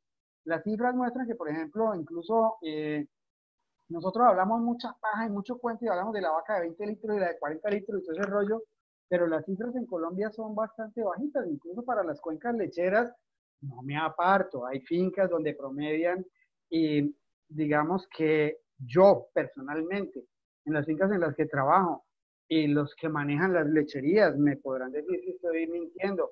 Una lechería que en un ordeño, digamos, importante, no digamos grande, pero importante, 100 vacas en ordeño, que es capaz de sostener un promedio de 18 litros vaca a día con las vacas recién paridas y las vacas que están terminando, es una lechería donde se trabaja duro y se hacen muchas cosas. Eh, entonces, cuando le hablan, no, es que en mi finca el promedio es de 30, de 35, de 40, bueno, eso eh, interesante pero discutible. Entonces, yo creo que realmente nosotros en promedios de 13 litros a 18 litros, ya estamos hablando de unas lecherías muy buenas. Para que una vaca le promedie a usted 18 litros, tiene que haber picado por lo menos en 25 y terminar la lactancia con cerca de 10, 12 litros. Entonces, pues, son animales bastante buenos. Porque la gente habla de las vacas como si la producción fuera plana. Entonces, compré una vaca de 25 litros y el pobre comprador se va ilusionado de que esa vaca le va a dar 25 litros todos los días para el resto de la vida. Y eso no es así. Continuando acá un poco con el tema de los confinamientos, que en un confinamiento al 100% a una altura de 2.800 metros es aconsejable y rentable o preferible pastoreo. Yo preferiría combinar un semiconfinamiento. El full confinamiento tiene unos temas de estrés y de generación de estereotipos de las vacas y en términos de bienestar animal que la verdad a mí no me convence. Eh, Me parece que para los animales es muy importante tener sus espacios y comportamientos, todo el tema, y yo le recomendaría máximo un semi-confinamiento. Pero si tiene una extensión de tierra que sea interesante y no necesita sembrar pasto de corte, y menos si tiene una altura sobre el nivel del mar bastante grande, de 2.000 metros para arriba, los cultivos, sobre todo para producir maíz, pastos de corte, cosas de esas, son como semieternos. Entonces, uno dice, no, es que voy a sembrar pasto de corte para tener más forraje. Por ejemplo, un pasto imperial que se le demora a usted 6 meses, así le dé 30 toneladas por hectárea en 6 meses, pues eso no es nada. Es preferible tener de pronto un pasto de pastoreo como un quicuyo, que le dé 12 toneladas por hectárea cada 40 o cada 60 días, y al final hizo mucho más con el quicuyo que con el mismo pasto corto. Entonces eso hay que hacerle bien las cuentas, ¿no? Y entre otras cosas se me olvidó, creo que alguien de una de las preguntas anteriores, que cuál era la recomendación para empezar una producción. Sí. Uno, estudie mucho. Dos, documentese bien. Tres, visite fincas donde no le llenen la cabeza de mentiras, donde realmente usted pueda conocer la realidad de las cosas. Consiga gente. Cuatro, no se le ocurra asesorarse de nadie que venda nada. Eso es más peligroso que ir pues donde un médico que tenga funeraria. Eso no tiene sentido. ¿Sí? Y haga un plan con mis chicos, con mis alumnos, que ya son varias las generaciones a las que he tenido la oportunidad de torturar. Una de las cosas que uno debe tener en la ganadería muy clarito desde el primer día es el plan de trabajo para los próximos 50 años. ¿Sí? Así tenga o no tenga la plata para hacerlo, pero que cada ladrillo que usted ponga, cada mata que usted siembre, sirva a un propósito final. No hay nada más costoso que cometer errores y después de hacer los errores para volver a hacer las cosas como eran. Entonces hay veces que llegan y se dan cuenta de que acabaron de sembrar el pasto y resulta que ese no era el mejor pasto y que hay uno 10 veces mejor, pero este fulano me lo recomendó, no sé qué. Entonces es mucho más costoso volverlo a arrancar y volverlo a sembrar, pero el resto de la vida también va a quedar con ese recurso que no le va a funcionar bien. Entonces, asesórense muy bien y tengan un plan muy sólido y partan de estudios de mercado. No produzcan nada que no tengan vendido. Y doctor, la última pregunta ya terminando. Eh, ¿Cómo transformará el libre arancel con Estados Unidos la lechería en Colombia y cómo prepararnos? Pregunta nuevamente Juan David y hay alguien esperando el micrófono, entonces si quiere contesta esta y ya abrimos micrófono. Listo. Estos tratados de libre comercio y la liberación de aranceles a ratos nos asustan también más de la cuenta, pero es que nosotros no podemos pensar solamente en los productores, también tenemos que pensar en los consumidores. porque fíjense que ahorita que se desató el tema del COVID y todo el cuento, todos dijimos, nada, no les vamos a comprar más nada, nunca los chinos, no vamos a ver más nada, y apenas dijeron que ya todo el mundo se va a comprar televisores chinos. Entonces, así como se liberan los aranceles y hay oportunidades de libre comercio, así como nos va a llegar leche, también nos van a llegar materias primas y los precios del maíz y muchos otros insumos también van a estar bastante bajos. Yo creo que lo único que tenemos que hacer es pensar no en cerrar los negocios, sino en hacerlos lo más eficientes posible. Eh, Empezar a pensar un poquito más en colectivo y menos en individual. Para nosotros acá en Santander en particular, los santanderianos tenemos fama de no ser como tan proactivos con los amigos ni nada de eso, sino mucha de nuestra tristeza disminuye cuando la desgracia de alguien es mayor que la nuestra. Y lo mismo nuestra alegría de un triunfo se minimiza cuando alguien tiene un triunfo más grande. Yo creo que eso es mucho de trabajar en equipo, de hacer cadenas de verdad de productores, grupos, vender en bloque.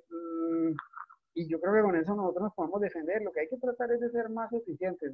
Eso no hay tal de que nos van a sacar del ring, nada de eso. De pronto, pues por los subsidios que ellos manejan, habrá en algún momento que algunos sistemas de producción que utilizan demasiados recursos costosos pudieran verse en apuros, pero los que se defienden con pastoreos bien interesantes no tienen por qué tener problemas. Fíjense ustedes que, por ejemplo, en esa cuenta les mostraba yo produciendo leche a 700 y algo, mientras a uno le sostengan el precio por encima de los 1.250 o de los 1.250 que tenemos, no tiene por qué tener problemas. Es seguir haciendo las cosas bien hechecitas.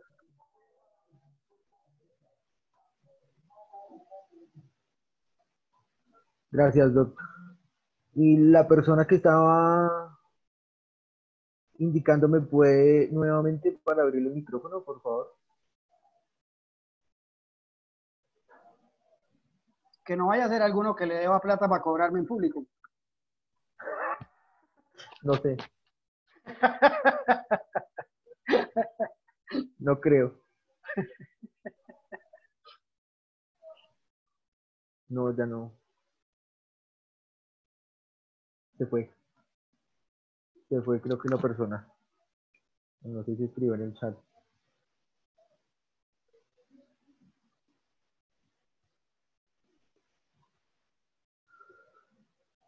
Bueno, doctor, creo que tocó darla por finalizada porque no indicaron más. Doctor, en nombre de la asociación de nuestro presidente, el doctor Carlos Alcides Quiroga, de la Junta Directiva, de la Dirección Ejecutiva, de la Dirección Técnica, de los demás funcionarios de la asociación, le agradecemos a todas las personas que se conectaron, mil gracias. Como siempre, sus charlas son muy buenas. Le abre los ojos a mucha gente que tienen que meterle número a la cosa, porque es que si no le meten número, no le sacan costos, no vamos a salir nunca adelante los ganaderos. Y esa es la realidad. Para todas las personas que están conectadas aún, tenemos rutas la otra semana para la zona Chiquinquirá. Los que necesiten fuera de Boyacá y Cundinamarca, estamos haciendo los envíos del material genético por Servientrega. Muchas gracias por querer ser parte de la asociación. Están pidiendo bastante ganado. No sé si don Gabriel allá en Palomares tengan hembras o toretes que nos están pidiendo bastante. Como ven, la raza es una opción importante para la producción lechera en Colombia, tanto pura como en cruzamientos. Entonces, muy agradecido, doctor, muy amable por ser parte pues, hizo parte de la asociación, hace parte de la asociación aún, y bienvenido siempre acá hasta su casa, y mil gracias por la charla. Señor, a ustedes por la invitación y a los asistentes por la paciencia y solamente pues esperar haberles aportado alguna cosita que les pueda ayudar a mejorar su quehacer y siempre a sus órdenes, con mucho gusto ni más faltaba. Vale, listo, doctor. Nos hablamos. Bueno.